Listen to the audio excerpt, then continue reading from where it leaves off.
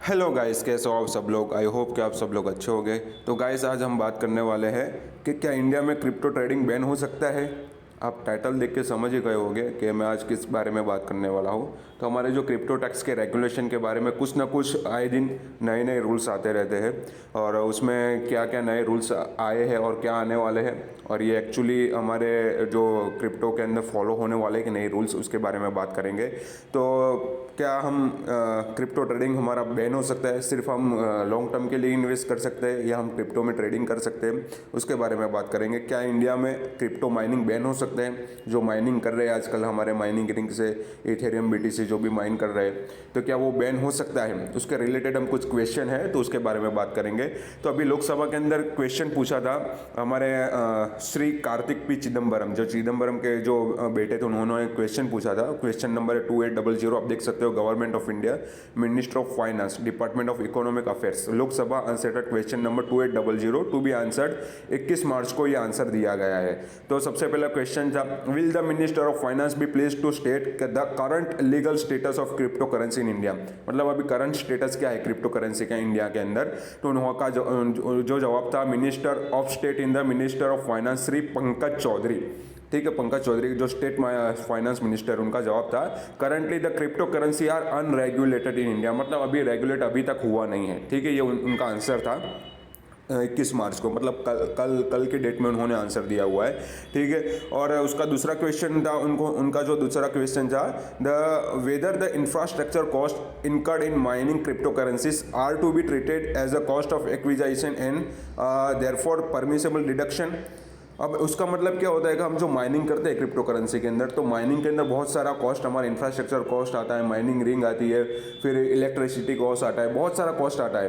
तो हमको जो प्रॉफिट होगा, तो वो प्रॉफिट में जो टैक्स लगेगा, तो क्या वो टैक्स हम हमारा जो इंफ्रास्ट्रक्चर कॉस्ट है, माइनिंग इलेक्ट्रिसिटी कॉस्ट है, वो निकालने के बाद हम टैक्स पे करेंगे, या फिर हमको फ्लैट क्रिप्टो टैक्स पे करना होगा। उनका यह क्वेश्चन था।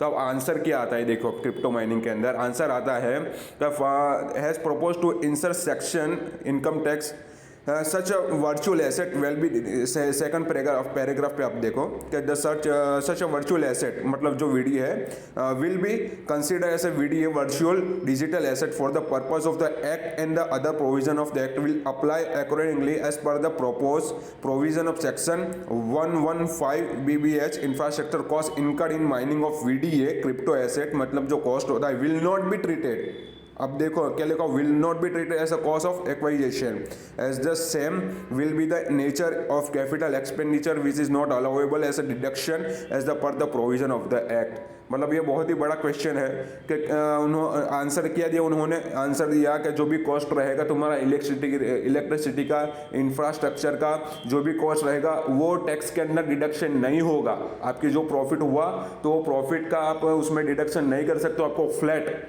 फ्लैट 30% आपको टैक्स देना ही होगा। ठीक है, आपका जो भी कॉस्ट होगा, क्योंकि अब पता ही है कि अब जो माइनिंग करते हो उन लोगों को पता ही होगा कि माइनिंग के अंदर हमको बहुत इंफ्रास्ट्रक्चर का कॉस्ट बहुत ज़्यादा आता है, इलेक्ट्रिसिटी का कॉस्ट बहुत ज़्यादा आता है। ठीक है, उस सबको माइनस करके हमारा जो प्रॉफिट रहता है, प्रॉफिट बहुत कम रहता है, और प्रॉफिट को हम अगर उसमें माइनस करेंगे तो हम टैक्स नहीं दे सकते। लेकिन हमको उल्टा, हम जो भी माइनिंग करेंगे तो हमको गवर्नमेंट को टैक्स पे करना पड़ेगा। मतलब आप समझ गए कि हम माइनिंग करते हैं तो हमको लॉस ही है। ठीक है, अभी इस हिसाब से ये जो क्वेश्चन का आंसर दिया गया है, तो इसके हिसाब से ये है कि हमारा जो भी इंफ्रास्ट्रक्चर कॉस्ट, इलेक्ट्रिसिटी कॉस्ट, हम क्या करेंगे, डिडक्शन नहीं होगा हमारे प्रॉफिट के अंदर, टैक्स के अंदर डिडक्शन नहीं होगा, हमको फ्लैट 30% टैक्स देना ही होगा। ये अभी क्वेश्चन का आंसर आया है। ठीक है, अब तीसरा क्वेश्चन क्या है कि तीसरा क्वेश्चन में ऐसा, while losses the incurred due to the transfer of VDA virtual digital asset cannot be set off against any other income, whether the losses arising from the sale of the other virtual digital asset can be set off against in the gain arising from the another virtual digital asset। अब उसका ये question में क्या लिखा गया है कि हम अगर एक पेयर के अंदर ट्रेडिंग करते हैं, अब ट्रेडिंग के रिलेटेड है। पहला जो था क्वेश्चन, दूसरा क्वेश्चन था वो माइनिंग के रिलेटेड, तीसरा क्वेश्चन था ट्रेडिंग के रिलेटेड। क्रिप्टो ट्रेडिंग के अंदर अगर हम एक पेयर में, जैसे कि BTC और INR के पेयर के अंदर हमने ट्रेडिंग किया, ठीक है, हमको उसमें लॉस हुआ, ठीक है, तो हमको जैसे 1000 का लॉस हुआ, और हम अब दूसरे में जैसे कि हमारा 2000 लगाए थे हमने, उसमें जब 1000 का लॉस हो गया, अब हमारे पास 1000 रुपये बचे। अब 1000 रुपये हमने क्या किया, ईथर के अंदर, ईथर की पेयर के अंदर हमने लगा दिए, क्योंकि BTC के अंदर हमको लॉस हो रहा था, तो हमने ईथर के अंदर लगा दिए। तो हमको क्या हुआ, 1000 का प्रॉफिट हो गया, 1000 का प्रॉफिट 1000 और 1000 मतलब 2000 हो गए, मतलब हमारा 2000 लगाया था, 2000 वापस मिल गया। तो अब इसमें ये जो आंसर क्या दिया गया है, कि आंसर ये दिया गया है कि as per the provision of the propose section to the, जो भी सेक्शन है, loss from the transfer of VDA will not be allowed to the set off against the income arising from the transfer of another VDA। मतलब इसका मतलब अगर आपने BTC NR के अंदर लॉस किया है तो वो प्रॉफिट और लॉस उसी पेयर के अंदर रहेगा, तो आपको उसके हिसाब से, अगर उसके हिसाब से टैक्स देना पड़ेगा। लॉस हुआ तो उसी के अंदर रहेगा, ठीक है। अगर आपने ईथर के अंदर और INR के अंदर पेयर में किया है, 1000 का तुम आपने ट्रेडिंग किया और 1000 रुपीज़ आपको प्रॉफिट हुआ, तो आपको 1000 रुपीज़ का आपको क्या करना पड़ेगा, टैक्स देना पड़ेगा, आपको 30% टैक्स देना ही पड़ेगा, चाहे आपको दूसरी पेयर के अंदर चाहे लॉस हुआ हो या प्रॉफिट हुआ हो। मतलब हर पेयर के अंदर हमको प्रॉफिट हुआ हो तो हर पेयर के अंदर हमको टैक्स देना पड़ेगा।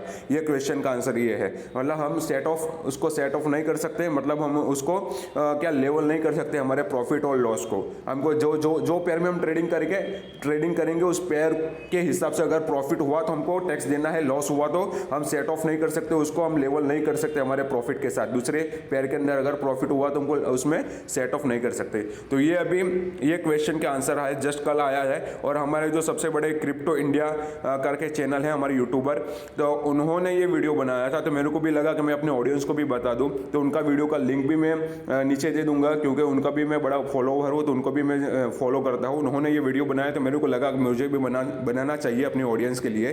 तो आप अगर उनका वीडियो देखना चाहते हो तो मैं नीचे डिस्क्रिप्शन में मैंने लिंक दे दिया, आप उनका वीडियो जाके चेक कर सकते हो। क्रिप्टो इंडिया करके उनकी सबसे बड़ी यूट्यूब चैनल है हमारे इंडिया के अंदर, ठीक है। तो ये कुछ ऐसे क्वेश्चन है कि जो अभी क्लियर नहीं है। अब पता नहीं ये हमारे जो क्वेश्चन का आंसर दिए गए, सही में ये रूल्स अगर क्रिप्टो के जो रेगुलेशन के अंदर रेगुलेट हो गए या नहीं। अगर रेगुलेट हुए तो हम ना ट्रेडिंग कर पाएंगे ना माइनिंग कर पाएंगे, ठीक है गाइस। तो अब देखते हैं कि क्या लोकसभा के अंदर और कौन से बिल है जो क्वेश्चन है कि जो क्रिप्टो के हमारे उस पर फ्यूचर पे डिपेंड करेंगे कि हम क्रिप्टो में क्या कर सकते हैं। क्रिप्टो में सही तरीके से ट्रेडिंग कर सकते हैं या सही तरीके से माइनिंग कर सकते हैं प्रॉफिटेबल, या तो हम ओनली इन्वेस्टमेंट कर सकते हैं लॉन्ग टर्म के लिए, ठीक है गाइस। तो बस यही था हमारे क्रिप्टो के बारे में। क्या क्रिप्टो ट्रेडिंग हमारी बैन हो सकती है या क्रिप्टो माइनिंग बैन हो सकती है, ये सिर्फ आंसर दिए गए हैं। अभी उसका क्रिप्टो कोई रेगुलेशन अभी तक आया नहीं, कोई परमानेंट ऐसा बिल नहीं आया कि हम उस पर ये